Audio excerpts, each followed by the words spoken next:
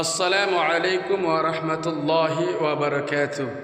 বর্তমান প্রেক্ষাপটে একটি বক্তব্যের টুকরা ভাইরাল চলছে সোশ্যাল মিডিয়ার মাধ্যমে। মোবাইল, ইউটিউব, ফেসবুক খুললে সেই বক্তব্যের অংশটা পাওয়া যায়।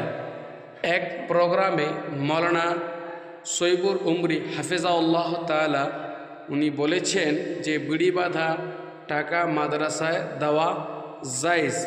আমি আপনাদের কাছে কথাটি তুলে ধরছি, আপনাদের মতামতটা কি?